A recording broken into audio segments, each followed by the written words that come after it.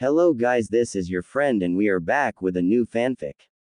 Which is what if Naruto falls in love with Kurenai and build own harem part 1. And if you enjoy this fanfic then please press the like button and subscribe to my channel for more fanfic like this. And now let's start the fanfic. Naruto focused the flows of chakra into his feet as he stood on the flowing river and his hands were in the position of the tiger seal, concentrating, eyes closed. The 12-year-old stood still, beads of sweat flowing down his face as he tried his hardest to maintain his chakra flow and balance. It was his brother's, Kakashi's, method to maintain power and balance on water. His eyes suddenly flickered open. Naruto continued to do a couple of hand seals and completed the technique. Suryuden no Jutsu. Naruto said as he summoned a water-made dragon. The gigantic serpent-like creature leapt out of the water and roared as it thrashed and lashed everywhere, sprang some of the water it was made of upon Naruto. The dragon suddenly dissipated, splashing the water in the air upon the rivers. So I see you've been progressing very nicely, Naruto, a man said. It was Kakashi, his eyes on the latest volume of Make Out Paradise, in his hands. But still not as good as you, Kakashi-nichan. Naruto said, grimacing. It's still okay for your level. Kakashi said, smiling at his adopted brother, you're not even a genin yet, Naruto, and you've already mastered all the techniques that I've taught you. You have a little trouble with your chakra control due to the fox inside of you, but other than that, I think that you can easily be at the level of Chunin. Naruto grinned at his older brother and untied his waist-long blonde hair. Kakashi had let Naruto's hair grow ever since he adopted him as a brother at the age of 1. He had thought of it as a magnet for women of all ages. So we're going to have lunch with Kurenai-chan again today, Kakashi-nichan. Kakashi grinned under his black mask. He knew that his brother had a crush on his workmate since they met at the Junin exams a year ago. After you get back from the academy, Naruto. Wait a minute. Naruto's eyes widened and looked at the clock on a green building. I'm late, Naruto exclaimed, grabbing his black jacket and putting it on. He's just like me. Well, maybe not the panicking part. Oh man, Iruka-sensei's going to burn me and then eat me and then kill me. Naruto could be seen as a lightning blue blur going right through the woods and past men, women and children toward the ninja academy. He stopped instantly as outside the academy doors, praying that his favorite teacher wouldn't kill him. Henge no Jutsu, Naruto said softly, transforming himself into a grown-up Chunin and walking into the academy and towards his classroom, where Iruka was teaching. He knocked on the door 3 times, and Iruka came out with a book in hand. Yes, what can I do for you, sir? Iruka asked, oblivious that this was Naruto. Sorry for bothering you, Iruka-sensei, but there is a man waiting for you outside your office. He wants to talk to you about the genin exams. Naruto said, all right, I'll be there in a moment. Could you please watch my class for me? Naruto gave a nod as he entered the classroom and Iruka left. As soon as Iruka was outside the door and down the hallway, Naruto grinned. His classmates looked confused at the sight of a new Chunin coming in. And that, class, is how you trick your instructor. Naruto said to his friends. Naruto changed back into his usual blue-clad self, earning disbelieving gasps and wide-eyed stares from most of his classmates. Naruto walked to his seat. He sat in between Shikamaru and Kiba and his dog, Akamaru, who both turned to him, trying to find out how he had just done that. Naruto's grin grew wider. What a way to escape Iruka-sensei's wrath, Naruto. Kiba said to his friend. Kiba was one of Naruto's closest friends, aside from Choji, Shino and Shikamaru, who was his best friend in the academy. The 5 of them, and Akamaru, had been friends since they were 6 years old, and showed no sign of letting it wane. You got that Uchiha all riled up at the back there, Naruto. Shikamaru stated. Naruto turned around and saw the raven-haired boy sending a look his way. Sasuke was Naruto's rival since the both of them were the best in the class. Well, Naruto was better by a long shot, but by academy standards, they both were as good, knowing techniques that were supposed to be known and mastering them. Excluding Naruto's secret knowledge in Doton and Sweden, Sasuke was quite good. Iruka came in, his face one of someone who had just been tricked. He had been. I am going to get that guy, whoever he is. Iruka said under his breath. Naruto smiled at his friends, and Iruka began to ponder if Naruto had been responsible for the trick. But Naruto wasn't known to ask for help with his jokes. Iruka just shrugged it off and went on to teach with his class more boring things. Naruto sat down with Kakashi at Ichiraku Ramen, waiting for Kurenai. So what did Iruka-san say about you being late, Naruto? Kakashi asked. I avoided his scolding. Pulled a henge on him. Naruto said, grinning. Ah, what a nice method of avoiding a scolding. Kakashi complimented. Naruto gave his big brother a grin and went on to order a bowl of ramen.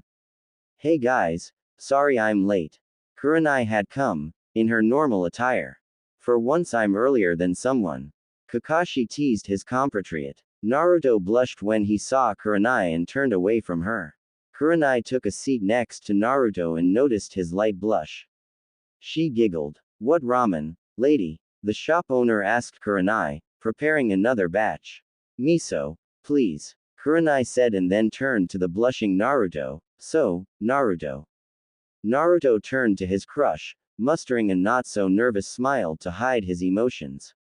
I heard that you pulled off a pretty good henge to escape Iruka's wrath, Naru-kun. She loved to see the effects of saying him by his beloved nickname. Like him going crimson and turning an even darker shade every second. It was one of her hobbies. It was nothing, Kurenai-chan. I'm going to be the future Hokage after all. Kurenai smiled at his naivete and went on to eat the ramen that the shop owner had set before her. She was careful not to slurp, as girls don't slurp their food. Well, I got a mission, see you two later. Kakashi said and disappeared in a poof. Naruto frowned. His big brother was supposed to pay the bill this time. I guess I'll have to pay this time, Naruto silently thought. Naruto looked to his crush that was sitting to his right side, slowly eating her food. They burn your lips the first few times, but you'll get used to it. Naruto said. Thank you for the tip, Naru-kun. Kurenai said good-heartedly, smiling slightly. Naruto was about to blush again, but managed to muster a fox grin for her. Naruto was silently thankful that Kakashi had left. Now he had time to be alone with Kurenai and there would be no interruptions or talks between him and her. Yes, he had to pay for their meal, but as the saying goes, there is no free lunch. So Kurenai-chan, would you a few tips on genjutsu while we're here? No, I can't give you any tips on genjutsu, Naruto. Kurenai said. But you're a genjutsu specialist. You're supposed to know these things. That indeed I am, Naru-kun. Naruto went a shade of dark red, making her giggle, but you are still an academy student and you can't possibly understand what I say. I've mastered every ninjutsu that Kakashi taught me except the Chidori. But Kakashi only knows one genjutsu, Naru-kun. So you can't say any more. Naruto cursed his luck before going on to devour his 13th bowl of ramen. Tomorrow is the genin exam, Kurenai-san. Naruto stated silently to her. You worried about the results, huh, Naruto? Don't worry, you'll define. It's not that. It's just that is it alright for me to skip and go ahead to Chunin? No, you can't do that. Even Kakashi had to work his way up the ranks. Yeah, I guess. Naruto looked a little disappointed and positively adorable. Whenever Naruto was pouting or had a stubborn face on, he would look cute. Here's something to console you. Kurenai lowered her head to his cheek. Naruto threw a confused look in her direction. What a? Kurenai placed her lips on Naruto's right cheek. Naruto turned red again. Enough to console you until tomorrow. Kurenai teased the blonde. It's alright. But I'd be happy if you put that on the other side too.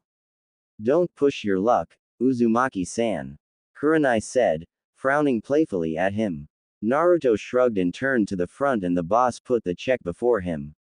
Hey, expected. Naruto said simply as he pulled out his wallet. Early next morning, Naruto woke up with his orange pajamas on. Today was the day that he would pass the Genin exam with flying colors. He smiled to himself as he went into the shower, singing an unfamiliar tune. After 20 minutes in the shower, Naruto came out, the white towel that Kurenai had given him, with the cherry blossom patterns on it wrapped around his waist. He put on his black ensemble today, the one that Kakashi gave him a week ago. Naruto took out an apple and sank his teeth into it before taking a pack of instant ramen and leaping out his window. Naruto would love doing this stunt in the morning. It was his wake-up call to the world. Naruto kicked the side wall and jumped onto the roof of a nearby and shorter building, landing acrobatically on his toes. Naruto decided to take the shortcut through the woods to the academy. He ran as fast as he could, not wanting the instructor to tell him off for being late. He arrived in front of the academy and his friends were already there, with Kiba playing around with Akamaru, Shikamaru sitting with his good friend Choji under a tree and Shino sitting on the other side of the tree doing nothing in particular. Are we early for the exams? Naruto asked his friend, Kiba. Oh, hey, Naruto. Kiba said, tossing his dog friend into the air and making him land on his hooded head. We're early alright. Iruka-sensei is still looking for the papers. Did he try looking for them under the student monthly evaluation papers? Kiba raised an eyebrow at his friend, who just snickered in return. Don't tell me you, Kiba began, his jaw dropping to the ground. Snuck in yesterday to look for my confiscated yo-yo. Instead, found them. But that's cheating. You can't look into the exam papers and read the questions. I didn't read them, Kiba. I just sneaked in to get my yo-yo. But I didn't find it. Kiba could sense that Naruto wasn't lying, so he let the thought go. Suddenly, the school bell rang, signaling the would-be Genins to go inside. Shikamaru and Naruto walked side by side, talking to each other about the exam. Wait, Naruto. Iruka called out to Naruto before he entered the classroom. Naruto raised an eyebrow. What would Iruka-sensei want with him? Unless he had somehow found out that Naruto was the one that sneaked into his office. You'll be taking a different exam, Naruto. Iruka said to his favorite student. Naruto quirked an eyebrow at his teacher, who merely snickered. I'm giving you a personal exam to see if you're fit to be a genin. Naruto listened to his instructor intently, not wanting to hear the wrong things. You will answer 3 questions that I will give you on a sheet of paper in my office now. I will explain the rules for your examination in there. Iruka walked toward his office with Naruto in tow behind him. When Naruto entered Iruka's office, he saw that there were a range of accessories that were actually ninja gear set on Iruka's desk and a pile of rocks and a diamond. There was also a small desk and a chair with a pencil and eraser on it. You are not to exit this room when the exam is taking place. Iruka stated. Why am I taking a different exam from the other students? Naruto asked. Because Sandaime Hokage and Kakashi-san wanted you to take an exam that they and I myself prepared for you. It should prove a challenge. Take a seat, Naruto. Naruto sat at the table, nervous about this exam and wondering what the questions would be like. He hoped that they weren't too hard for his level. Here, Naruto. You have 1 hour before I collect the paper and progress to the second stage of the examination. You begin, now. No cheating. Naruto read the question and his eyes widened. It simply didn't make sense. Question 1. What is the code of a shinobi and what is the purpose of this code? That's my question, Naruto. Make sure you answer it well, okay? Iruka smiled. Naruto decided to skip the question and move on to the second one. Question 2. Why does a shinobi fight? Naruto read on. Not knowing what to write, he was truly clueless on how he would answer this question, so he went on to the third question. Question 3. What does it mean to be Hokage? Naruto smiled at the last question. It was as if it was yesterday that he was asked that by the old pervert, Sarutobi, also known as Sandaime Hokage. To be Hokage means to sacrifice your life to protect the village, to love the ones you hate and care for every soul that resides there. To put it simple, to be Hokage is to be one with the village. Hence the term, Kage, as everything casts a shadow. Naruto smiled to himself as he remembered when he had said that to the old man. Sandaime had smiled at him warmly and gave him his Hokage's hat.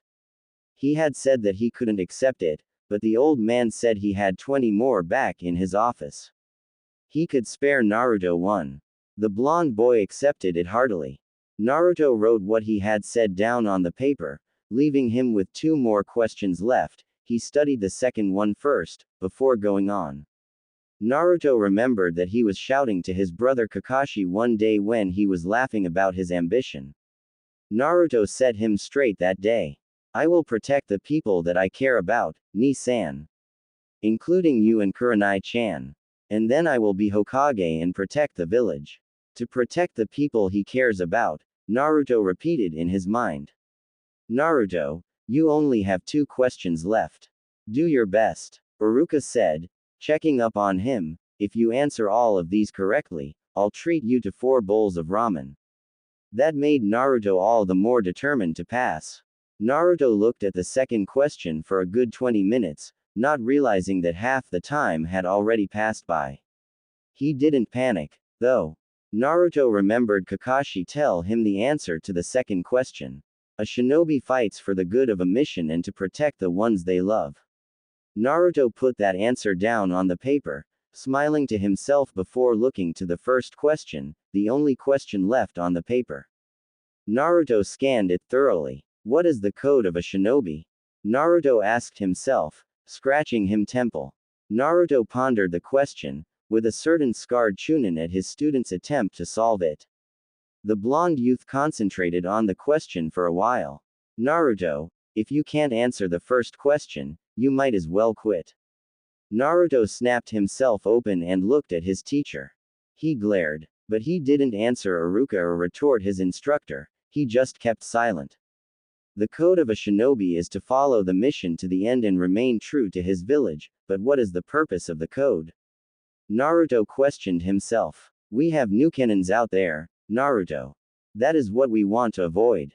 Only as a village and under the code of a ninja can we be strong. That is why we have the shinobi code to fulfill our mission and remain true to our village and comrades.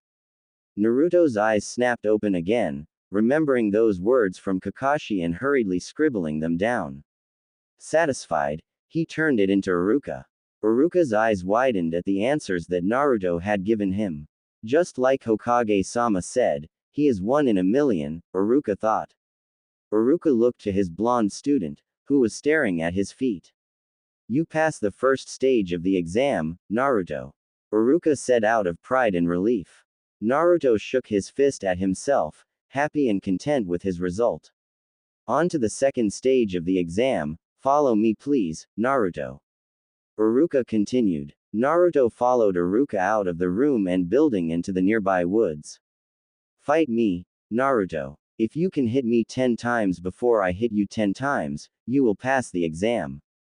If not, you fail and have to repeat the academy. Iruka said. What? Naruto exclaimed, staring at his scarred instructor with wide eyes, but Iruka-sensei, you're a chunin. I'm only an academy student. You're a shinobi. Don't worry about that, Naruto. I heard from Kakashi that you're as good as him even without the Sharingan. So you can at least face me in one-on-one. Naruto cursed under his breath. It was true that he was almost as good as Kakashi, but Kakashi had never used his Chidori in a spar against him. Alright, Naruto. Iruka got into a normal fighting stance, ready for an attack. Kaden. Gukaku no Jutsu. Naruto shouted as breathed out a ball of fire. What in the world? Iruka stared at Naruto's technique and barely dodged it to the left, singing some of his Chunin uniform and turned to Naruto. Naruto, what are you doing with that ninjutsu? You could have killed me. No ninjutsu allowed, Naruto asked his instructor, who didn't answer.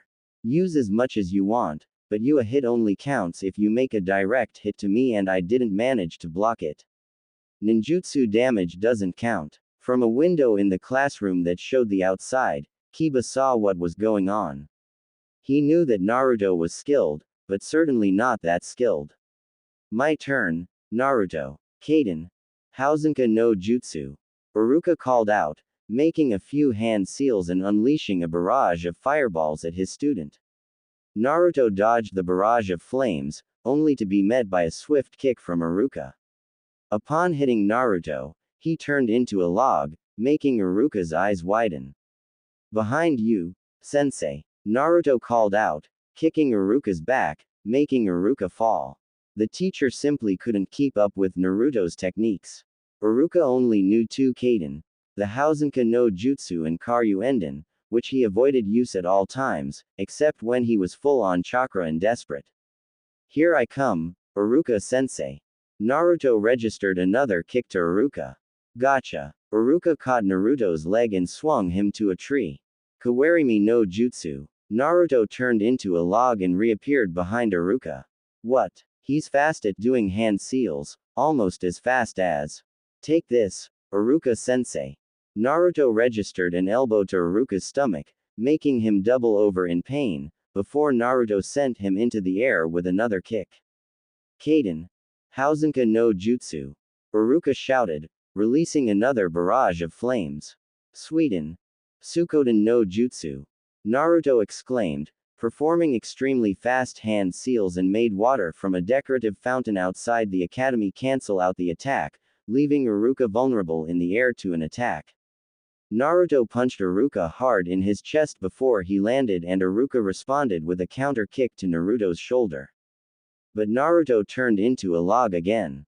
Naruto appeared above his Chunin instructor and delivered a blow to Iruka's head. Naruto, you're as good as a Junin with your skills. Iruka thought. Naruto, stop, Iruka said, clutching his ribs in pain and holding up a hand. Naruto looked at his confused instructor, who was grimacing. Close your eyes, Iruka said to his student, who raised an eyebrow, just do it. Naruto did as he was told, but not letting his guard down. He felt something was being tied around his head. You can open them now, Iruka said, smiling at a confused Naruto. Naruto saw that Iruka's forehead was bare, and felt his own forehead with his hand. Iruka-sensei. Naruto looked to his teacher, his mouth a grin. Uzumaki Naruto, I declare you a shinobi of Konoha. Iruka said proudly. Naruto's eyes turned into tears as he tackled his already in pain teacher. Naruto laid under the shade of a tree, munching on a chocolate stick as he stared into the sky, as his friend Shikamaru had always done in his free time. Naruto knew why Shikamaru loved to stare at the white figures in the sky. They were very calm and slow-moving to look at, not fast, just slow and relaxing to the eye. Man, if I knew that it was this good to watch the clouds, I would have done this years ago. Naruto said to himself, smiling a very tired but content smile. It was a weekend, which was basically a day off from school. Naruto did not want to disturb his elder brother, who was currently doing some paperwork for a fellow Junin that had a very bad cold. Naruto heard that his name was Genma or something. Naruto had also felt that Kakashi's rather violent and grumpy side was active when he heard a string of curses from the Junin's home as soon as he was about to enter. Naruto had guessed it was due to the extra paperwork. He pitied his brother. Man, I wonder who the teams will be, Naruto thought, looking to the clouds. Naruto just basically lay there, clad in his sky blue attire and staring skywards as Shikamaru had always done, his hands behind his head and a bento that he made himself beside him and not yet open for eating. The blonde suddenly got up and took his lunch before walking to the river that was down the hill. Naruto had thought that he should not slack if he was going to become a genin the next day. He still had the forehead protector that Iruka had given him 2 days before, but he still was not allowed to wear it as he wasn't yet a ninja until the graduation day. The blonde studied the flowing river for a while, remembering the first time his white-haired brother taught him chakra manipulation and control when he was 4. The day had been a hard one, with Kakashi just throwing the young blonde of a cliff and making him land on a dead tree bark that was sticking out the cliff wall. Naruto had screamed and shouted for his brother to bring him back up from a distance of 50 meters down, but Kakashi didn't seem to hear him. But Kakashi taught him one very valuable thing that day, and Naruto would always remember it. Sometimes your strength, skill and brains don't count on a mission, Naruto, but what always counts in a mission is that you have the heart. Climb this cliff and show me, little brother, that you have a strong heart, Kakashi had said.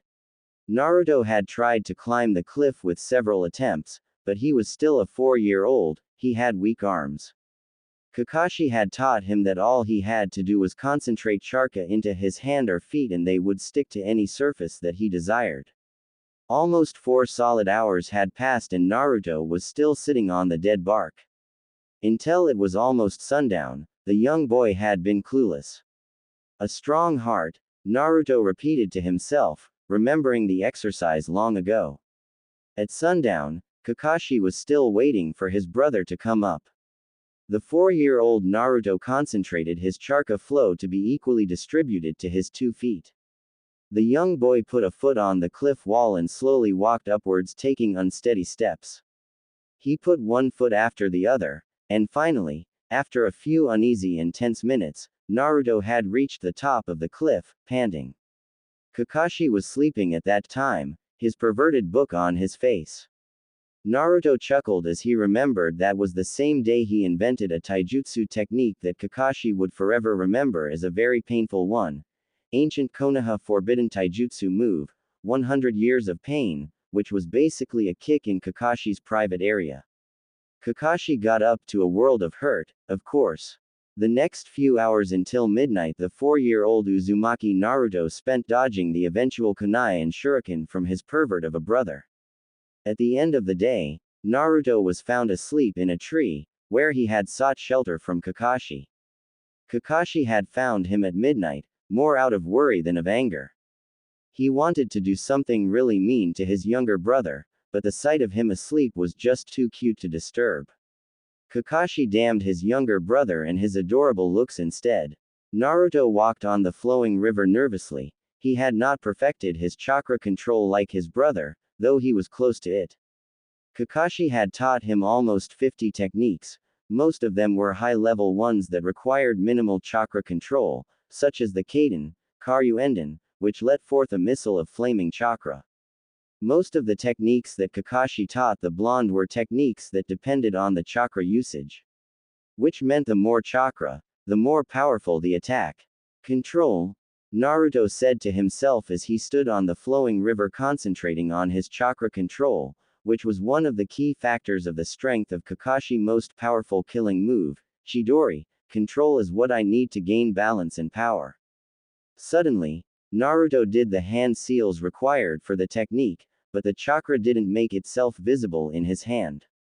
It was just slightly glowing blue with the flow of extra chakra inside his fist. The fist couldn't be any stronger than a chakra enhanced punch. It was definitely a tricky procedure to execute the Chidori. This is harder than I expected, Naruto said simply, slightly smirking at his attempt. Naruto concentrated the chakra to the palm of his hand again, smiling as he had more success this time. The electric blue glow of his hand was brighter, but the half-open fist was still only just about as strong as a chakra-enhanced punch. Maybe more success will come my way tomorrow, Naruto said to himself. Hey, Naruto. Kiba poked his sleeping friend's arms for the 3rd time. Naruto had managed to fall asleep in class as soon as he had arrived, which was around half an hour ago. If they only knew what caused Naruto to fall asleep. Naruto had trained until 4 in the morning, trying to perfect his chakra control in order to master the Chidori.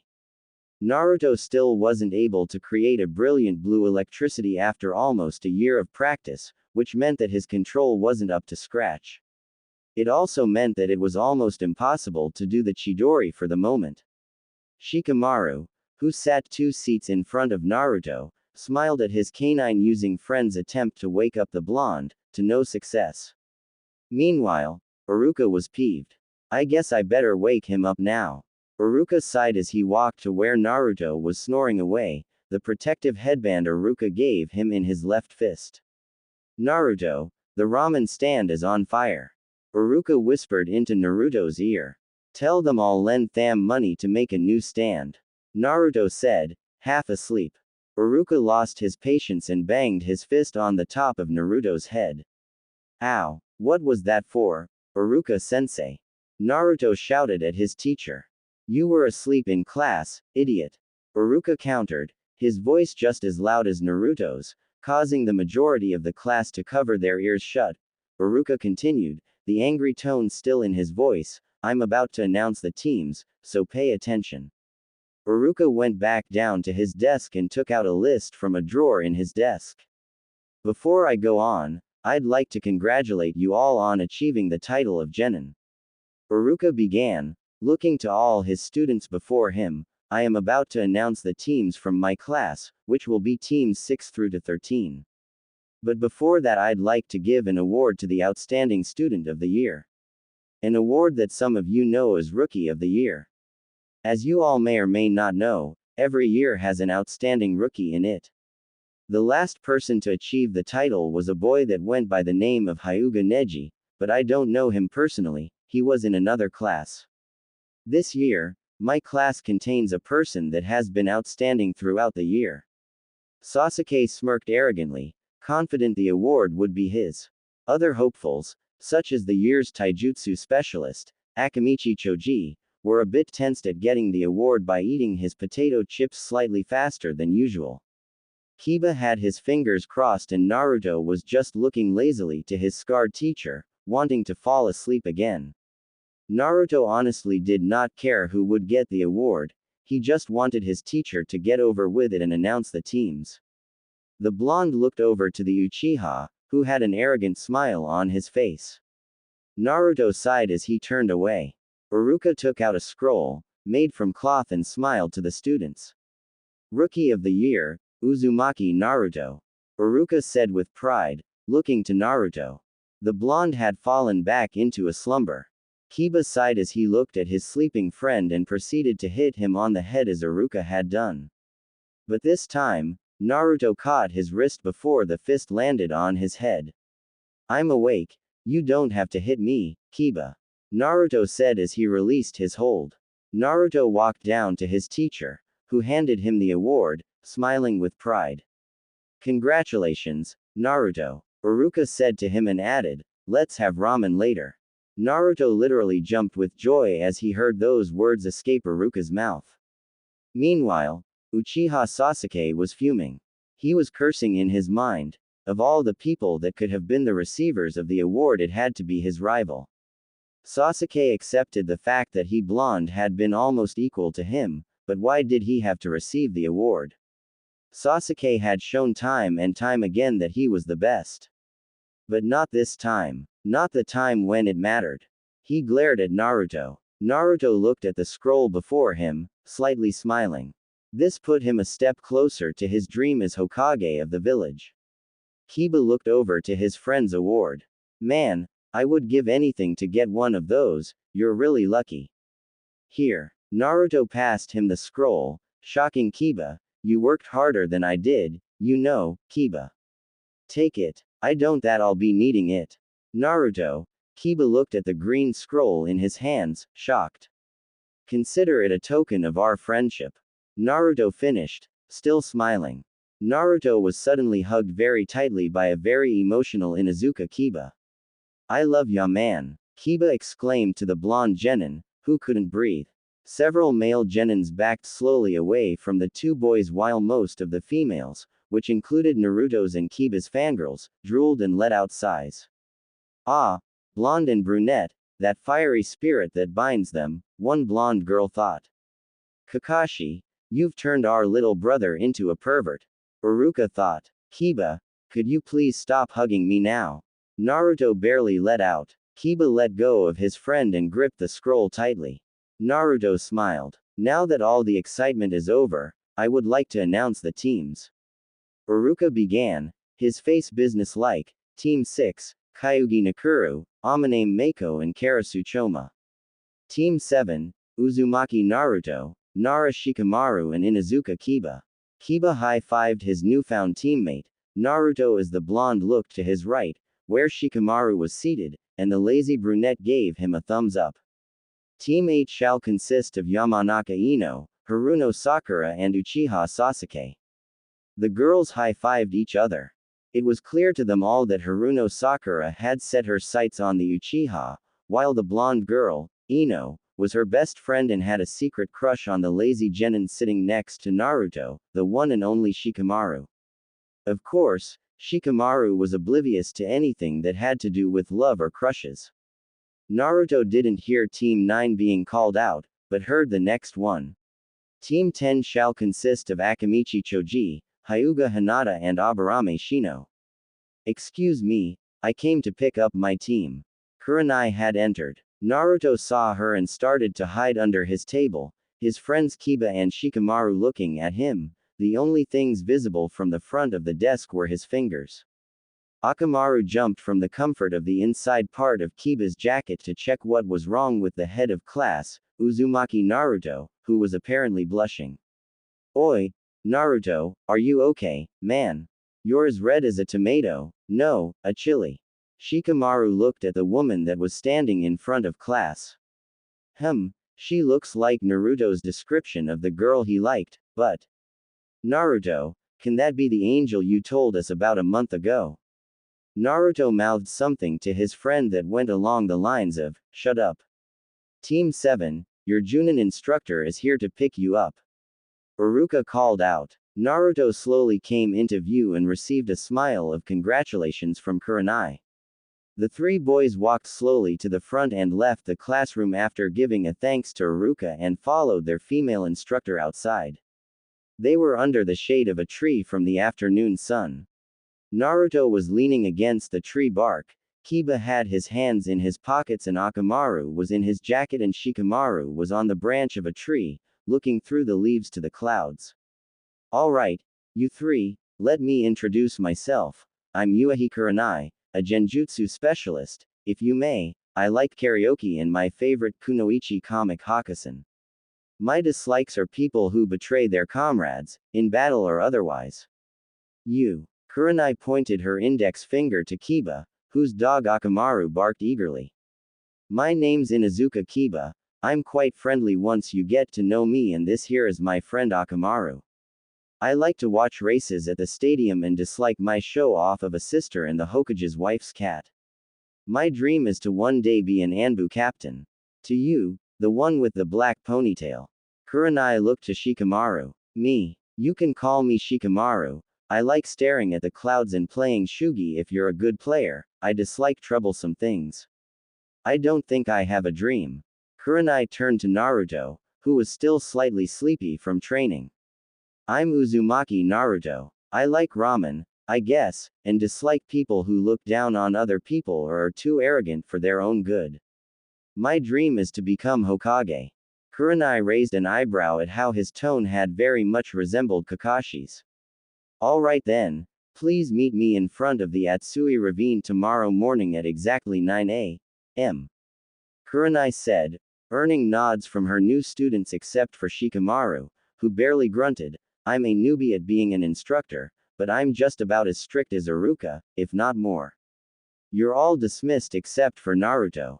The other two looked to each other before walking away, leaving their friend to whatever Kurenai might ask or do to him without a care in the world. He did tell them, after all, she was his angel. They took his word for it. Kakashi wanted me to give you this. Kurenai took out a black face mask, which Naruto accepted and put on, hiding everything the bottom part of his face. My, Naruto, you look so cute wearing that. Kurenai complimented, smiling. Under his face mask, Naruto could be seen as red as a tomato. Naruto walked through the streets of Konohagakure no Sato with his new face mask on, hiding the whiskers that separated him from everyone else. It was one of the signs that he was the vessel for the nine-tailed demon fox, Kyuubi. He could even see some girls staring at him as he walked past them, most of them his age, but some were older.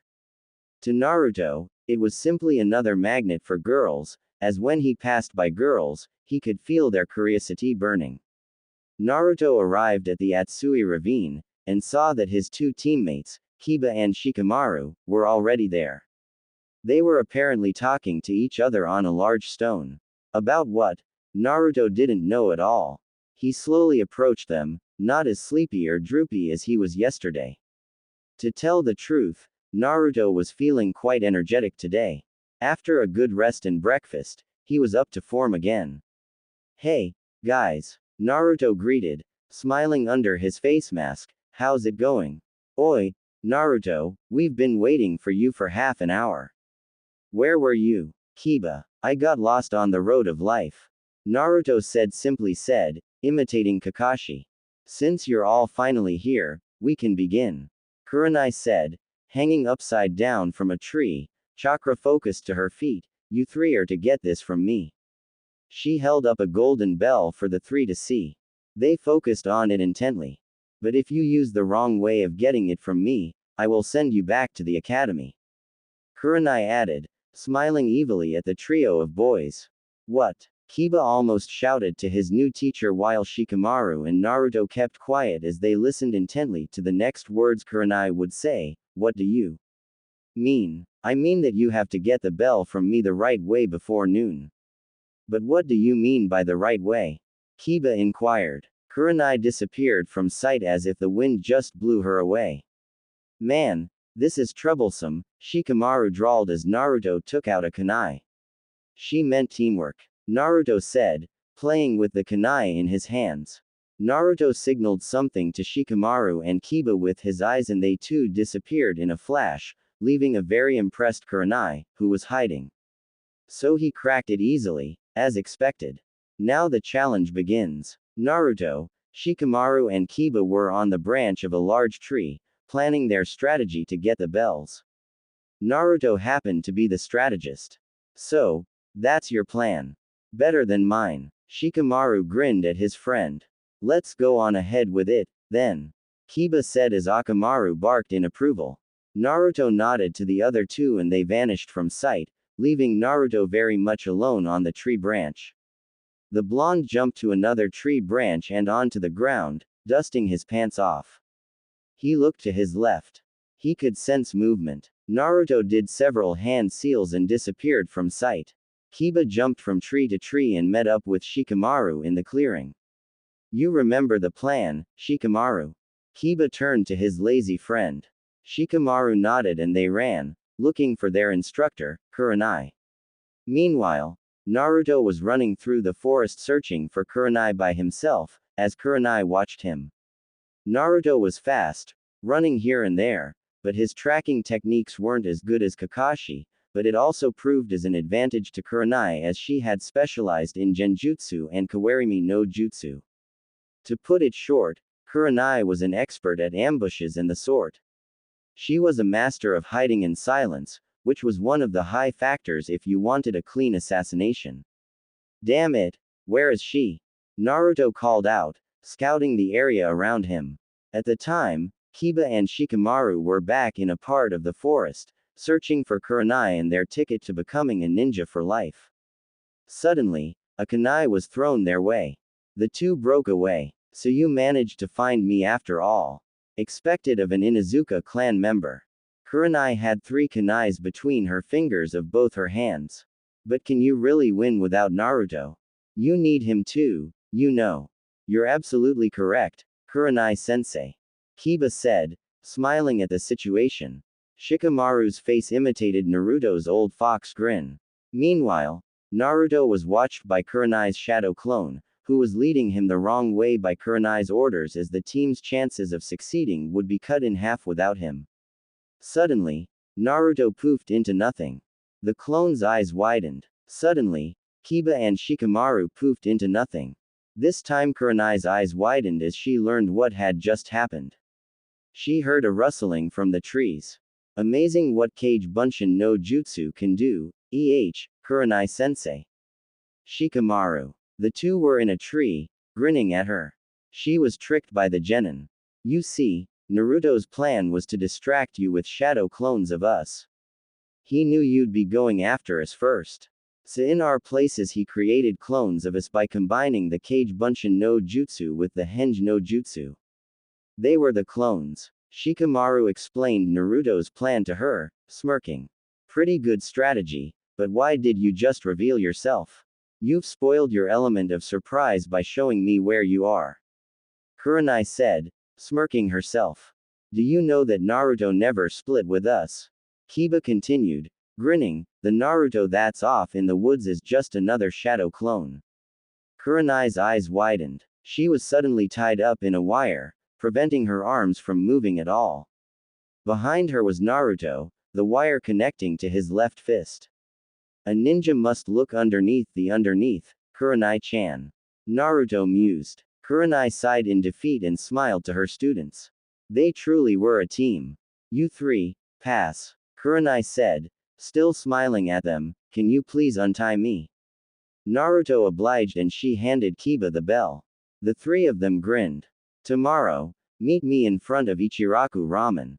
Kurenai said, turning away but added, Naruto, you are instated as the team captain.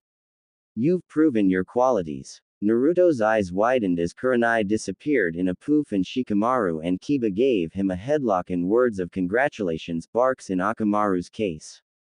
Today was truly a good day for them all. Naruto may appeared to be calm and reserved on the outside shell, but he was actually a raging storm of frustration and that storm was directed to Mission Command. Naruto knew that they were only genins, but the Hokage must have known of his skills. After all, he was the only non-shinobi boy to beat the traitor Mizuki 4 years ago. That was when Naruto developed his first technique from Kakashi, the Suiryuden no Jutsu. The blonde was peeved and he knew that his two friends were as well. He knew because every time they went on a D-ranked mission, he could see fire of pissed offness, as quoted by Shikamaru, being emanated by his friend Kiba. Naruto had to even restrain Kiba from strangling a cat that they had to retrieve for the Hokage's wife, Tora-chan. Shikamaru was better at not showing that he was frustrated as he had the patience capacity of a large mountain, but Naruto and the others could slowly see that the mountain was beginning to crumble. And when Shikamaru was angry, no one would want to be within 10 feet of him, if the said person valued their life at all. The brunette had picked something up from his mother. When he was angry his strength would equal a whole Anbu squadron. Inoshi, Shikamaru's father, had the bad luck to experience it firsthand when they were 5. Meanwhile, Kurenai had been as calm and collected as ever, not really frustrated by the lack of good missions coming their way. She enjoyed it, but not the others. Naruto was outside the Hokage's building, looking upwards to the window of the Hokage's office. He had to see him today to ask for a B-ranked mission. Naruto knew that the Hokage was aware of his skill, and was here for the reason why the missions haven't been coming his way. Naruto walked up the stairs of the building and saw 2 Anbu guards outside the office, both talking about a dirty topic. Have you seen the new, Make Out, Paradise video, Hito? I heard it's really good. With all their scene footage and girls. I'm borrowing one from Kamachi. Well, I really don't have time. And my girlfriend would kill me if she knew I was reading the books, let alone watch the video. I don't want to risk it. Naruto walked up to both of them, who were oblivious that a blonde boy had appeared before them, wearing a face mask. They continued talking about the video. Why don't you come to my house and we'll watch it with the guys? Excuse me, I'm here to see the Hokage. Naruto piped up, drawing their attention.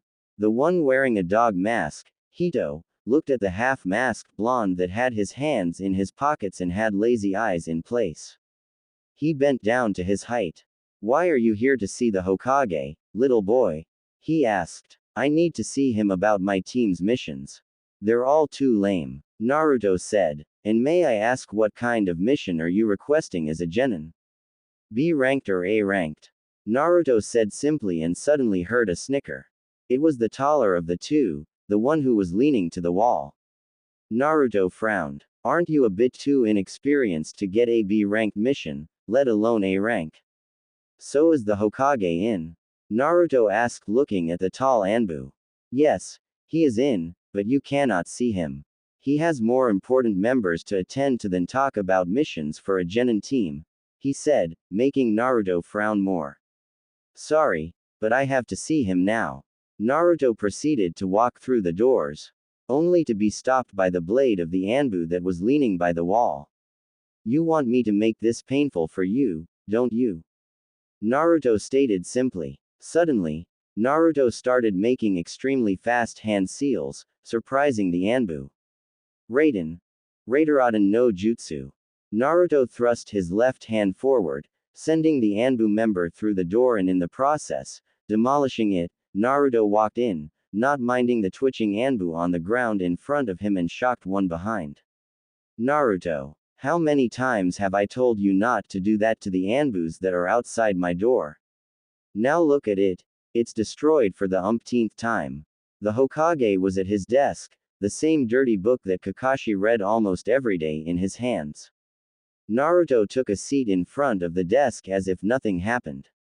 You there? Pick this man up and get him patched up, the Hokage ordered. The other anbu obliged, though still shocked from Naruto's technique. What are you here for, Naruto? The Hokage turned to the blonde genin, frowning. Naruto couldn't continue as a scream was heard from the hallway. Ino, I don't think, Kakashi's voice was heard from the hallway, pleading. Kakashi-sensei, I absolutely refuse to go and rescue that cat again. Ino shouted. Team 8 were at the door. Kakashi was their instructor, though by force. The Junin had made it clear to the Hokage that he wanted to be a normal Junin again. His request was denied by the Hokage. And now he was stuck with the. Sakura was next to Sasuke, looking slightly annoyed and frustrated.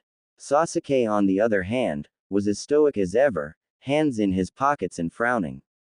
Ino was just plain angry and Naruto thought that he knew why. It was about the missions. Oh, Kakashi, what are you and your team here for? The Hokage asked. I don't want to go on another D-ranked mission that involves that stupid cat. Ino had answered for him and Naruto silently agreed. That cat was more pesky than a plague of rats. Naruto turned to the others and found out that they too were agreeing. Alright, I'll give you both another mission, be ranked. The Hokage sighed. Thank you, God, no more cat rescues, Naruto thought silently. Naruto, alert your team of this mission. It begins tomorrow. The old man said and Naruto nodded before the old man continued, you shall team up with Team 8. Naruto got up early and dressed himself neatly and quickly before heading down the stairs of his apartment, his face mask in place. The blonde rushed to the main gate of Konoha with his rucksack, bringing along with him his utilities and tools. Naruto's and Sasuke's teams had a mission to protect an individual that went by the name of Tazuna. He had to get to the Kurigakure under protection to reinstill the prosperity of the Wave Country.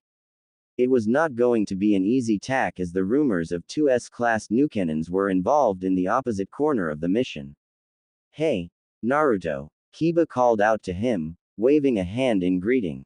Naruto saw that his team was there with Tazuna and Sakura and Ino, but there were no signs of Kakashi or Sasuke in the vicinity. Naruto walked over to the group.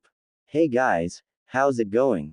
Naruto greeted his team, waving a hand in return. We're about to set off. Shikamaru said, a happy air surrounding him. Yeah, that guy, Kakashi, I saw him stop by at a bookstore on my way here. Kiba said as Akamaru gave a bark, don't know why, though. Naruto's lips turned into a grimace, knowing why his older brother had stopped.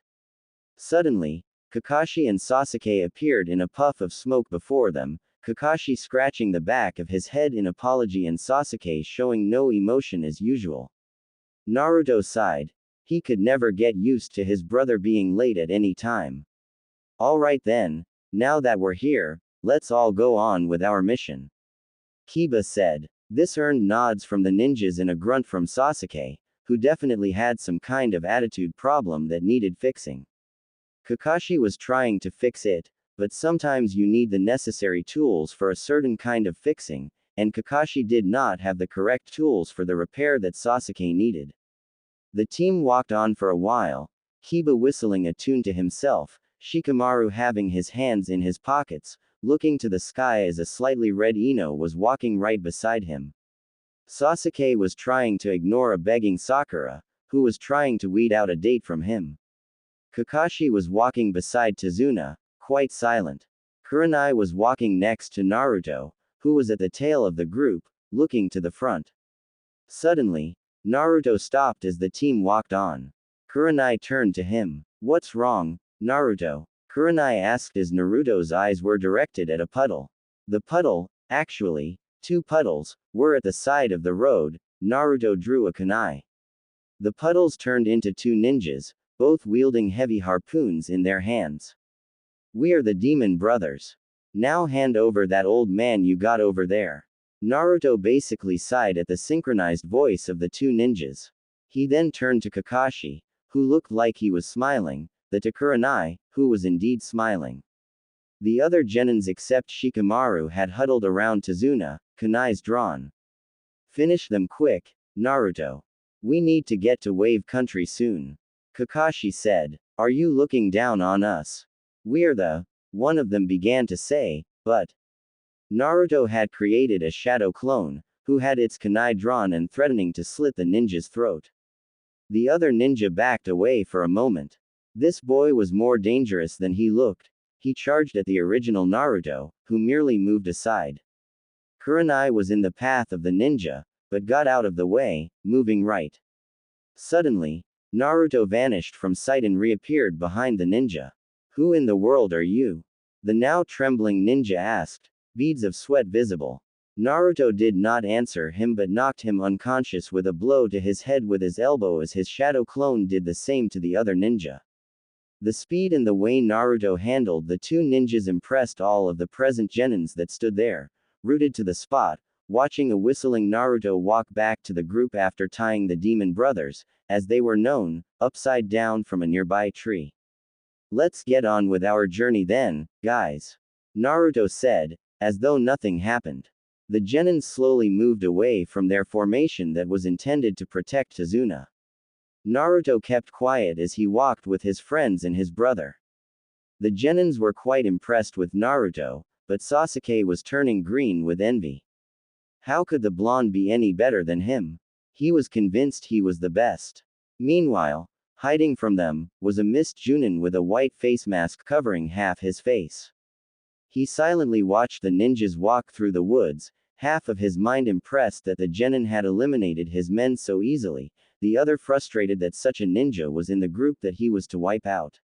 And to add it all up, there was Hatake Kakashi in the group, the powerful and feared copy ninja. "Hello there, Zabuza." A shark-like man greeted him from behind, grinning.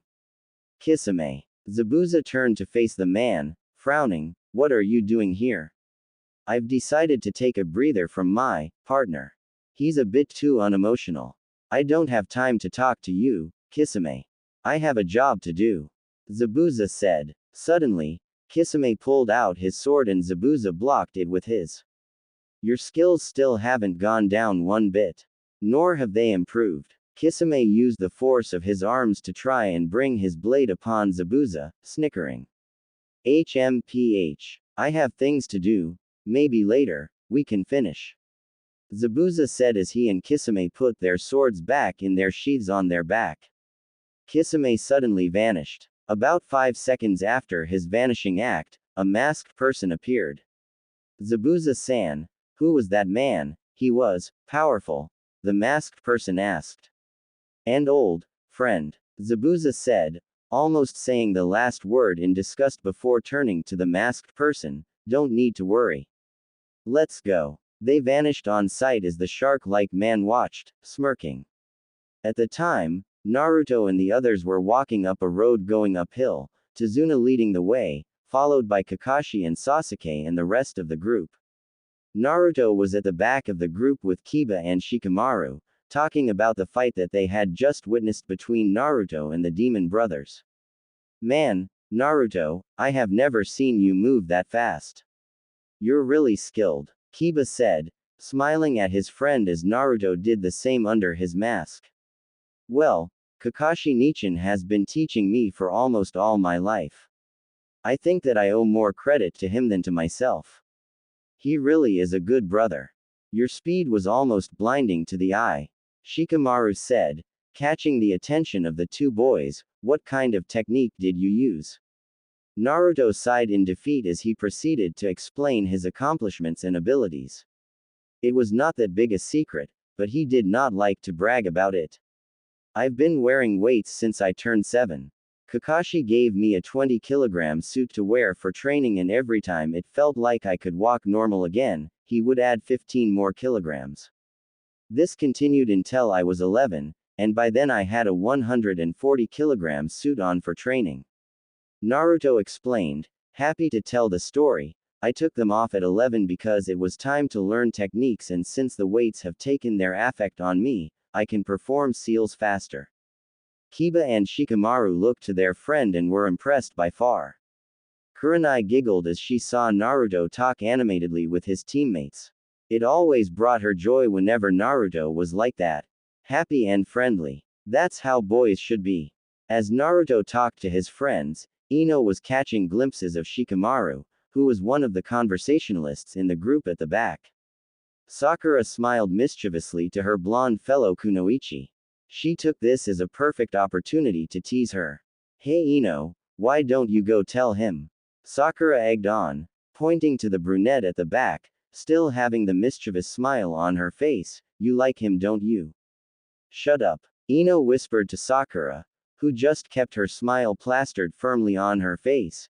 It showed no signs of coming down for a while. She added, forehead girl. If there was one thing that would make Sakura angry, it was the mention of that teasing name. She knew she had a large forehead, but she did not like being constantly informed that she did have one, let alone be teased of having a large forehead. Sakura frowned at her friend before turning red with anger. The girls argued for a while as Naruto and the boys shifted to a different topic. Girls are troublesome, Shikamaru said, watching the two feisty females fight. You know, I agree with you, Shikamaru, the female species are very hard things to understand. They're always saying one thing, but mean another. One time, my sister asked me if I could go to the pharmacy and buy her some bandages. I got her the bandages and then she threw them back at me in my face for not getting the ones with the scent. Kiba said, huffing at the end of his words as Akamaru barked. I don't think the female species is that bad, Naruto began, and Kurenai, who was sneaking an ear into the conversation, smiled at his words. They may be sophisticated and sometimes shy and sometimes loud, but tell me if you want a girl for the rest of your life that just listens to your orders, cooking and cleaning, it's all dull. That's why they got all these personalities, so that you can enjoy them more. This earned him a hit on the head by Kurenai, who had done so he would not continue with his words. It seemed that being with Kakashi had a side effect of Naruto being slightly perverted. As Naruto massaged his head, the boy looked at his crush, who went on ahead with Kakashi, wondering why she had hit him. Ouch! That, Naruto did not finish his words as a gigantic sword fell at them from above. Naruto tackled his friends Kiba and Shikamaru to the ground, a good 4 feet away from where the sword was. Naruto got up and so did Kiba and Shikamaru, who both went to protect Tazuna in case of any attack. Suddenly, a man leapt onto the hilt of the sword. Kakashi's visible eye could be seen frowning as a bead of sweat came down his face. Who is that? Kurenai questioned, watching the shirtless man with the face mask. The demon of the mist, Momochi Zabuza. Kakashi answered her question. Zabuza looked down at Naruto, who had taken a loose style of taijutsu. So you're the brat that beat up my men. Zabuza said, apparently smirking. Naruto, back off. This guy is an S-ranked criminal. Kakashi barked as he ran to his younger brother, and when he finally reached him, shielded him off. It's going to be a hard battle for us to fight, unless, Naruto, protect the others. Naruto knew what Kakashi was going to do. He followed the Junin's orders. Kakashi looked up into the eyes of Zabuza, who just kept smirking at him. Kakashi lifted his forehead protector, revealing his infamous Sharingan, with 3 strikes. Kakashi turned to look at the team, who backed off a good 10 feet away from Zabuza and Kakashi. The sight of the Sharingan surprised Sasuke. Impossible, Sasuke said, shocked, looking at the blood-red Sharingan. Naruto, meanwhile, smirked at Zabuza, who jumped down from the hilt of his sword and drew it from the ground and put it back in the sheath on his back. Let's begin, Zabuza declared as he charged at Kakashi in attempt to punch him. Kakashi blocked the punch, but since it was enhanced by chakra, he was thrown back by the additional force registered by the power of the chakra. Kakashi stopped on water. He was standing on a great lake, it seemed, whatever it was. Then it him. Zabuza was a ninja that based his techniques upon the water. Zabuza came charging at Kakashi, missing this time, but smirked. Another Zabuza leapt out of the water and kicked Kakashi in the stomach. Kakashi-sensei. Sakura screamed out the name of her Junin instructor. Has he been here planning this trap all along?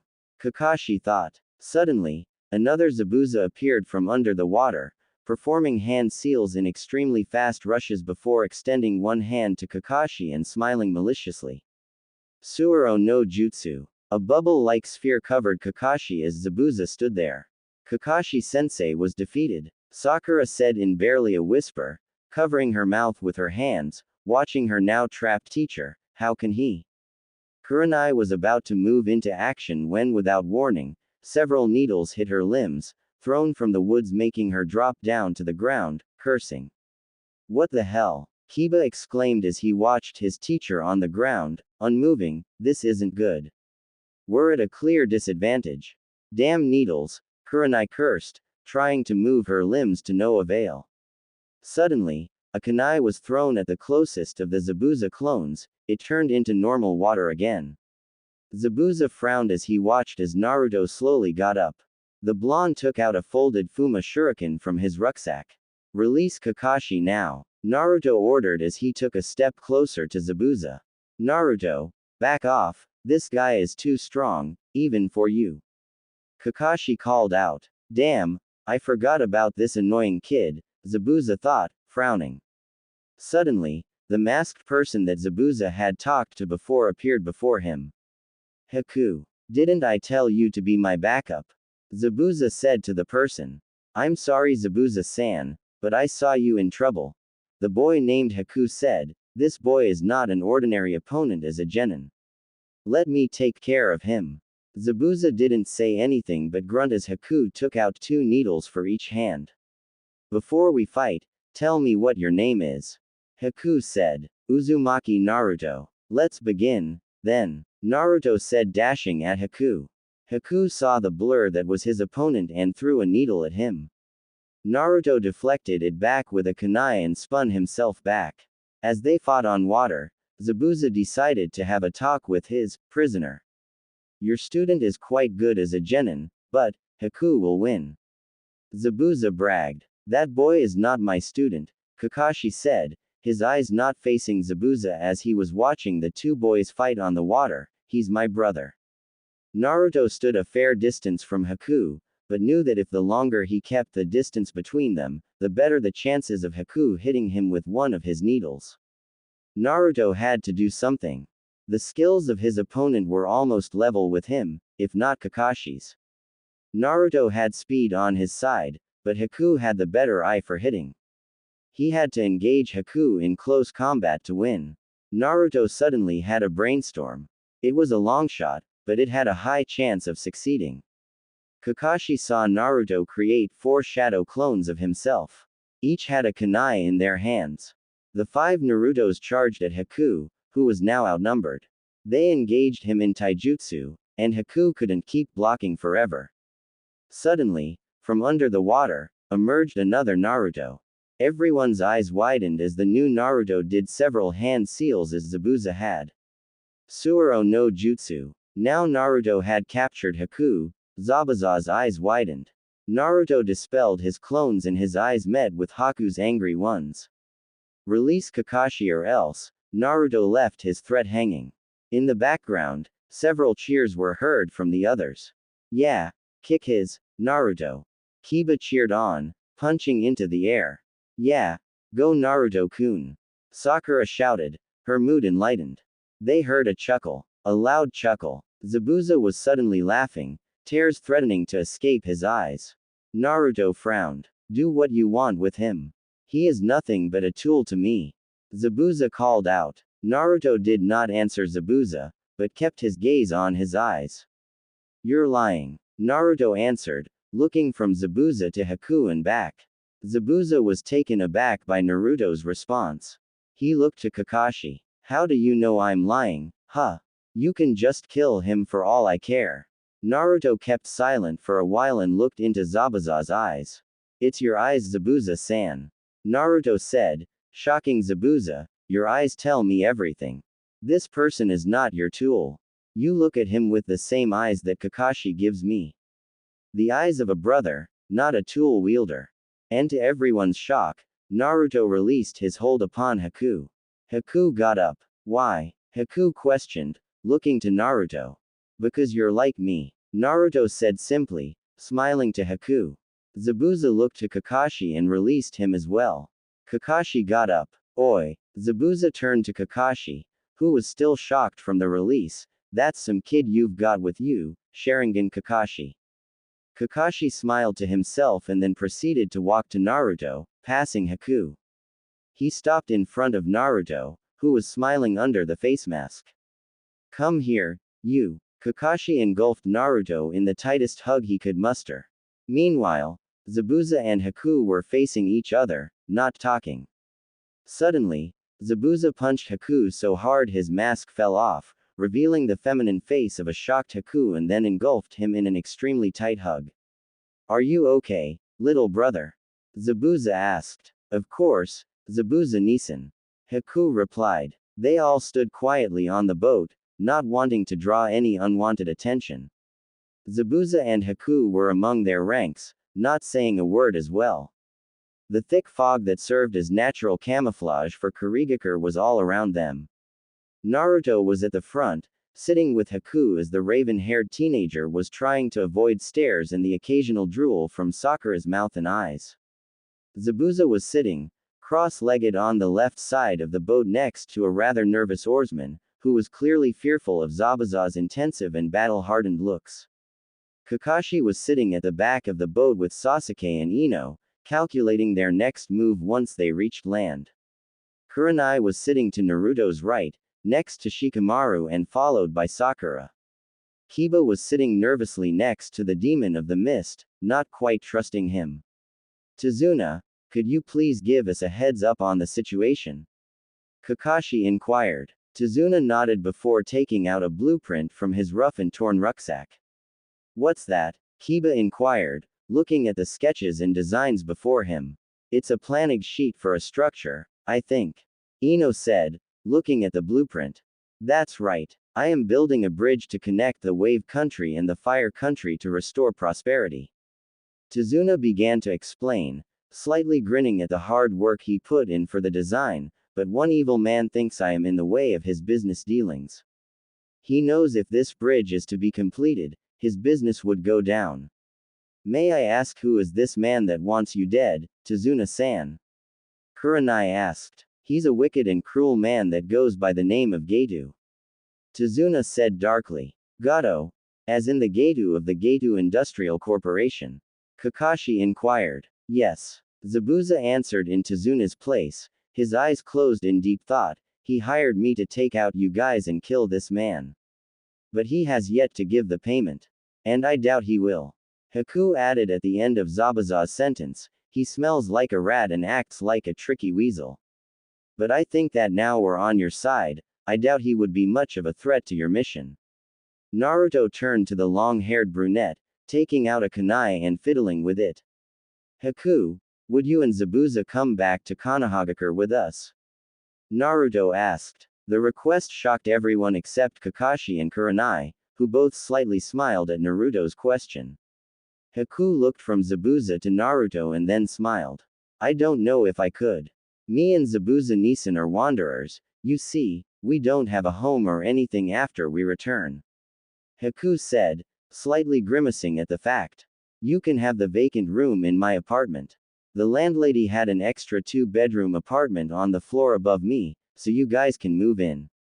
Naruto said, smiling at Haku, who looked plain shocked. As for a job to pay off the rent for the apartment, I'm sure that the old man will be happy to accept 2 new ninjas.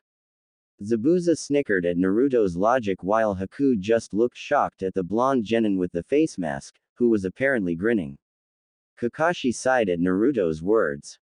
He really did not like his new friend's getting of the hook that easily.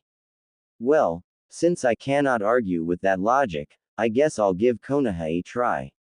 Haku's shocked face turned to Zabuza, who was apparently grinning at Naruto. Naruto, would you care to show us around once we get to Konoha? Naruto nodded happily. Kurenai looked at the blonde with wistful eyes. He was always alone because of the burden he had to bear with since he was a baby. Well, we're here, the oarsman said, stopping at the shore, slightly tired. Steering a boat of 12 people, including himself, did seem rather tiring. The group of people got off the boat as Tazuna was wished luck by the oarsman as he paddled away from the shore. Naruto saddled up his gear as he walked next to Zabuza, focused on the mission. Somehow, he knew the mission could only get harder after this. He did not know why, but he could feel it in his bones. They continued to walk until they reached Saw village before them. It was quite a sight to them.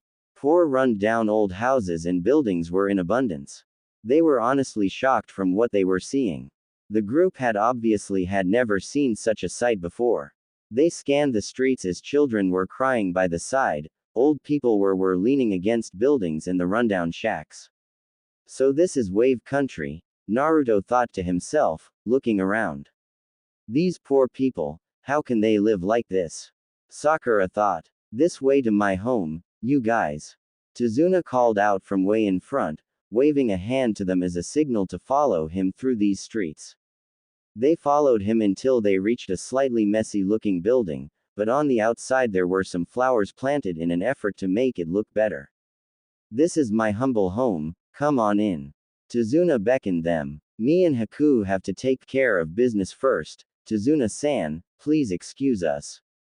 Tazuna gave them a friendly nod as the others followed the old man inside. The house was not really messy or dirty. It had been kept clean and tidy on the inside. Tsunami, I'm home, Tazuna called out, taking off his sandals. A woman a few years older than Kurenai walked in and saw her father and the ninjas he had with him. She turned on the lecture mode from her female genes. Father, why did you go off like that? Tsunami fumed at the old man. Well, you see, I had to go and hire some ninjas as my bodyguards. Tazuna explained, turning to the group of 8 who just stood there.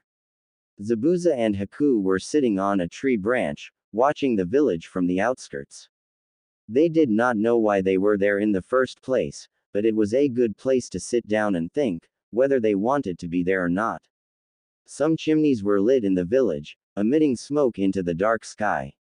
Neither of the two had stated a word to the other. The silence was as tense as anything. Haku sighed. So after this we're going to be leaf nins. Haku said, trying to set up a talk. Yes. Zabuza said simply, his hands clasped together, thinking. Haku did not think that he would go on, but he proved it wrong. That boy Naruto, he is special. Haku looked to his teacher for the past 9 years, who was still thinking. Yes, he is a special one, Zabuza-Nisan. Haku said after Zabuza, smiling at him. I would never have thought that anyone could look past my exterior. Zabuza began, his voice one of a wise man giving advice, but he did. He looked into my eyes and told me what I was and what you were to me, a brother, Haku. Haku did not answer Zabuza for a while, keeping silent but genuinely happy that he was admitted by Zabuza as his brother. He could still feel that bone-crushing hug. Do you know why I took you in the first time, Haku? Zabuza said, looking to the sky, reminiscing as Haku nodded, I thought I could use you as a tool, a weapon. Zabuza forced himself to continue, but as I trained you, I watched you grow, Haku, I could not at all be a weapon to me. I took you to heart. You were like me when I was young, a child not wanted by anyone, yet you were strong and did not have the heart to kill. I know that you were a boy so pure that I could not corrupt you to turn into what I am now, a killing machine. So I just trained you, for a new purpose, for you to live on as a proud ninja.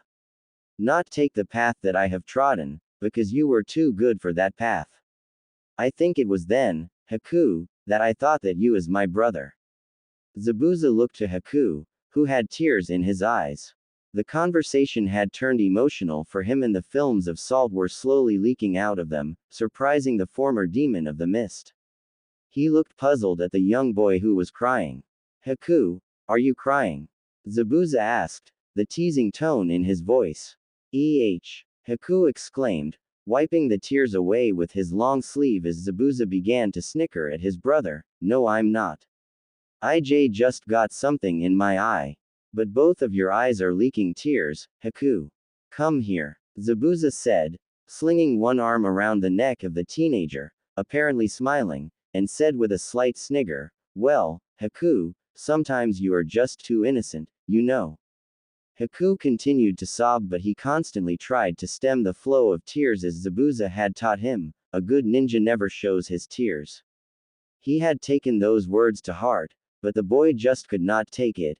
He was too happy that Zabuza had accepted him as a family, much like when Naruto was brought into Kakashi's family. Meanwhile, Naruto was in the room that he was sharing with Kiba, Shikamaru and his elder brother, Kakashi. Kakashi was nowhere to be seen as he too, like Zabuza, had claimed to have some business to attend to. Kiba and his dog friend Akamaru were asleep, the former's right foot kicking Shikamaru in the face as he slept. Shikamaru seemed unaffected by the kicks that Kiba were dealing him, and Naruto could have sworn that Shikamaru talked in his sleep, when he heard the word, troublesome, escape the ponytailed Genin's lips an hour ago. The blonde looked out the window to the streets. They were extremely quiet. Not a sound could be heard. Yo! Naruto turned around to find his brother leaning by the wall on his right. Hey, Kakashi Nichan, Naruto said to the white-haired man, slightly grinning. You couldn't sleep too, Kakashi asked Naruto, who just kept grinning. No, I have a feeling of what the mission would be like. And the feeling is that this is not going to be an easy mission at all. Naruto said. Well, no B-ranked and above missions are easy, Naruto. You should know that. Naruto smiled under his face mask at Kakashi as the tall man did the same. Now go to sleep, me and Kurenai are going to train all of you tomorrow. Naruto nodded as he slipped into one futon and drifted off to the world of dreams. Everyone woke up very early the following day and the girls of the group were helping Tsunami prepare breakfast for everyone. Naruto stood outside, leaning against the wall of the house watching people walk by, some eyeing him suspiciously as they passed Tazuna's house. Naruto ignored them. In the house, Kiba and Shikamaru were having a round of shugi and Sasuke was looking outside the window of the house for any activity going on. Needless to say, there were no suspicious activities going on. Kakashi, meanwhile, was reading his latest volume of Make Out Paradise. Back outside, Naruto decided to take a walk out in the woods. He had had his breakfast early, whipping himself up some onigiri. He had told Kakashi that he would not be joining them for breakfast. The blonde youth walked through the nearby woods, looking to his left and right as he started to train. He smirked. Come on out, Haku, Zabuza-san. Naruto called out and a kunai was thrown at him. Naruto caught it by the handle and smirked at the thrower, Zabuza. You had your breakfast, Zabuza? Naruto asked. Now smiling, Zabuza nodded. Haku jumped down from a branch of a large tree, his mouth stained with fruit remains. Naruto did not know what to make of the messy remnants. Haku, wipe your mouth clean. Naruto said, though it was more of an order. Haku frowned at him and then looked to Zabuza, who pointed the stains out to his own mouth. Haku frowned back towards Naruto before wiping them off. So what are you here for, Naruto? Zabuza asked, arms crossed. To train, of course, Naruto said, As if it was obvious, he threw the kunai back. Zabuza caught it by the handle as Naruto had done. He drew his sword out and supported it on his shoulders, smiling under his face mask to Haku then to Naruto. Well, since I'm here, I might as well give you a few tips on fighting. Zabuza said, nodding to Haku, who ran to Naruto's side, both of you come at me. Naruto nodded to Haku, who nodded back. They dashed Zabuza, Haku with needles between his fingers and Naruto with his taijutsu skills. Zabuza blocked the blows with his sword, not flinching at all at the attempts made by Naruto and Haku. Naruto hits like a river flowing down a mountain, Zabuza thought. Haku came at Zabuza from behind and tried to kick him, but Zabuza turned into a log, which, because of the force Haku registered to his kick, flew at Naruto, but luckily, the blonde performed his own Kawarimi no Jutsu. Haku apologized. Zabuza was now on a tree, smirking at them. Naruto was much better than he expected. His attacks with his fists were fast and fluid, as he had thought, like the flow of a river down a mountain. If Zabuza did not have the wide blade of his sword, he was sure that the punches and kicks would have hit him. Taijutsu is quite balanced between attack and defense, ninjutsu. Zabuza thought. Zabuza decided to perform a few techniques to test how good this boy really was. He had only caught a glimpse of Naruto's technique usage at the battle yesterday. Naruto. Zabuza called out, his eyes signaling to Haku what he was thinking. Naruto looked upwards as the man jumped down, performing a few hand seals and creating 3 water clones from the Mizu Bunshin no Jutsu. Creating water clones here would not be that hard, since there was a light mist surrounding them. Naruto performed a few hand seals himself and threw his head forward. Kaden. Karyu Enden. Naruto breathed out a missile of fire into the tiger seal and Zabuza dodged it, although the flames singed the cloth of his forehead protector. That was a high-level fire country technique. This boy, Zabuza got up. Zabuza-Nisan, are you okay? Haku asked him, slightly worried. Sorry, Zabuza-san, but the water density of your Mizu Bunshin no Jutsu was just too tough for normal hits by my own clones. I had to do that to destroy them. Zabuza began to laugh heartily before putting his hand on Naruto's head. You'll make a fine ninja, Uzumaki Naruto. Zabuza said truthfully. Zabuza grinned under his face mask and put his hands behind his head, content. For another half an hour, Naruto sparred with Haku in taijutsu, which Haku was surprisingly good at.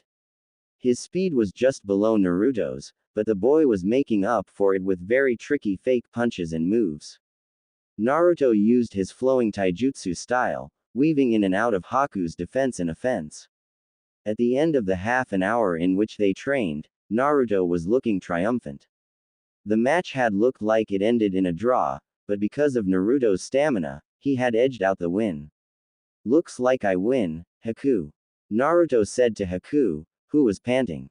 Haku laughed at his defeat as Zabuza sat on the tree, watching the fight. He noticed that Haku's taijutsu had increased in both skill and speed thanks to Naruto. Why I should have knocked that brat down. Ino's voice was heard. Yeah, I agree with you. Who does he think he is? Kiba's voice. The rest of the band of ninjas were here, with a very lazy Shikamaru bringing up the rear and a smug Sasuke leading the group. Kakashi and Kurenai were behind him. Morning, Naruto, Zabuza, Haku. Kurenai greeted as the 3 nodded in response. Naruto then noticed that Sakura was not with them. Kakashi explained that she had gone to protect Tazuna as he was building the bridge. I'm going to join her in a moment, Naruto. Kurenai said, I need you to teach your friends here proper chakra control by walking on trees. Naruto nodded as he turned to his friends, who were quite confused by the words that Kurenai had said. Kakashi, however, had understood them perfectly, because Naruto was the most skillful one after Kakashi. He had been told to help train the team. Kakashi, of course, took this as a chance to escape the chore of teaching them. Naruto, I think that you should teach my team the basics of chakra control too. I think I'll go and take Sakura's place. Kakashi disappeared in a puff of smoke. Well, Naruto, good luck. Kurenai said to him, smiling as she walked away. Naruto turned to the genins that were before him. It would be an almost impossible chore to teach them. They were his age, for crying out loud. Naruto smiled nervously under his mask and scratched the back of his head. Well, I guess I'll be, Naruto began, but there was a puff of smoke and Kakashi and a very confused Sakura was before them all. Well, Naruto, here's my last student, teach them well, okay? Kakashi said. Kakashi disappeared again, leaving a scowling Naruto. Then, the blonde remembered, Zabuza. He could help him, but when he turned around, he saw that Zabuza was gone and only Haku remained. He cursed under his breath. Well, Haku's better than no one to help, Naruto thought. Haku had thought that he would help Naruto. He looked so helpless. So Naruto, do you want me to split them in half? Haku asked. Yeah, you take Ino and Sakura and I'll take Sasuke, Kiba and Shikamaru. Haku did so and walked the girls away from the group of boys. Alright, since Kurenai sensei and Kakashi sensei are doing the mission, I guess that I'll help train you guys. Naruto began. Today we practice chakra control. Kiba watched intently as Naruto focused a certain amount of chakra to his feet and slowly walked up a tree bark. His friends looked on in awe as Naruto did this as if it was an everyday thing to him. It was, since he wanted to learn the Chidori. Sasuke was the first to try without Naruto even telling him to. But after 4 steps up, he fell back down, earning a guffaw from Kiba. Sasuke glared at him and he glared back. Naruto proceeded to explain things before Sasuke did it again. I know that you want to get to the top fast, but try walking up first and then, once you reach the top, try running. Naruto explained. Amazingly, the boys had grasped the knowledge pretty quickly and almost instantly. After a period of 3 hours, the 3 boys had finally reached the top by walking. The first one to reach the top was Kiba, followed by Sasuke and finally Shikamaru. It was already in the afternoon and Haku had finished the training for the girls. Amazingly, the girls had reached the top of their trees on their 4th try. But Haku had explained that because their chakra capacity was low, it was easier to control. Why don't we go surprise Kakashi and Kurenai with your new skills? Naruto said. The girls cheered, the boys grunted but Kiba said something about being hungry. Haku heard Kiba's words and took out a bag that contained onigiri, which everyone happily ate on the spot except for Naruto. He'd had too much onigiri for one day. Hey, Naruto-kun, how come you're so good?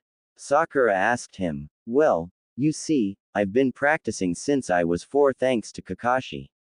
You'd think that his training would be as easy as his laid-back attitude seemed, but boy is he tough. He threw me down a cliff once to practice my chakra control.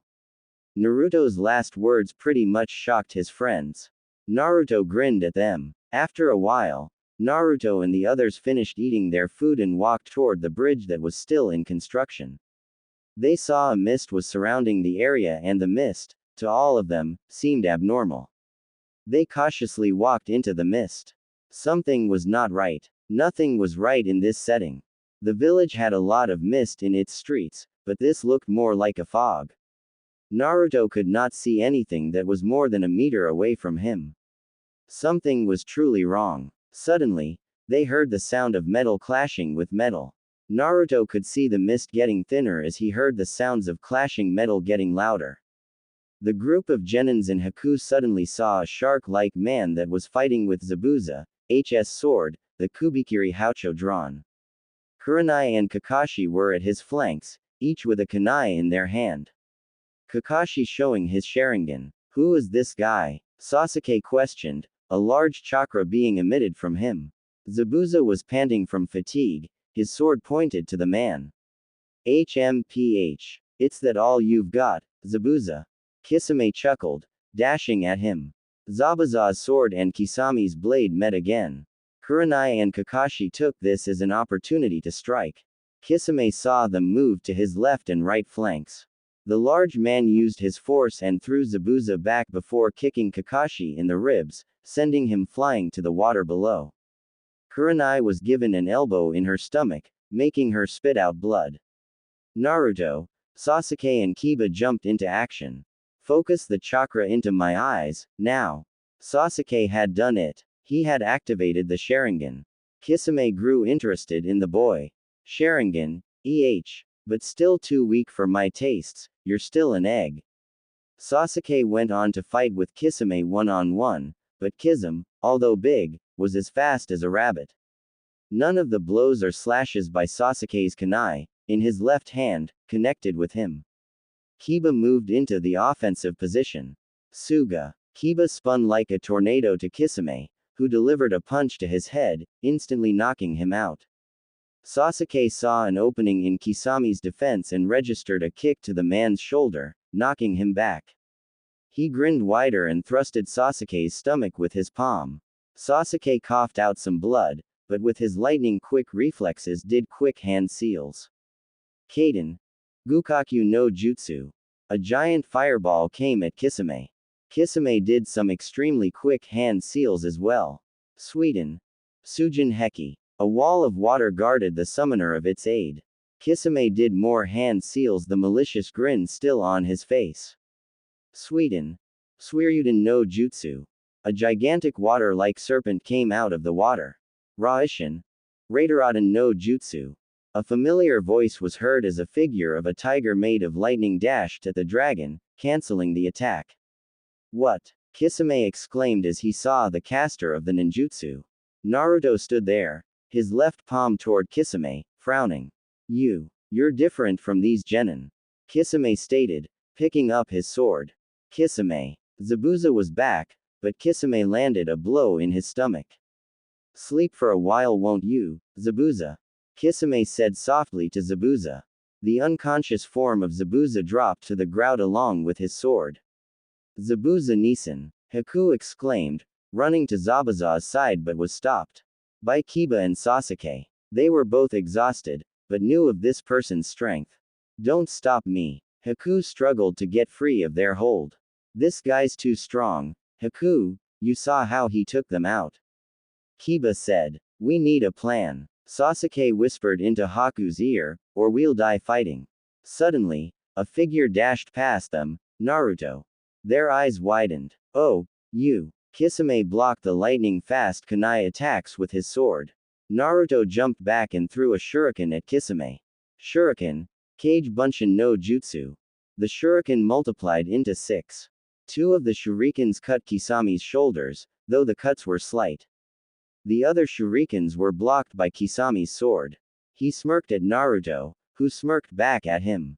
Behind me, Kisame thought, feeling a presence and swinging around. His elbow met with Kurenai's stomach, she spat out blood. Before she flew back or dropped to the ground, Kisame held her by her head. Kurenai sensei, Kiba exclaimed along with Shikamaru. Naruto's eyes widened. So this woman is your teacher, Kisame asked, maliciously punching her in the stomach as her students watched on in horror. What a pathetic group you all are. Naruto looked on as Kurenai was hit in the stomach again by Kisame's kneecap, sending her flying Naruto's way. Naruto caught her and checked on her status.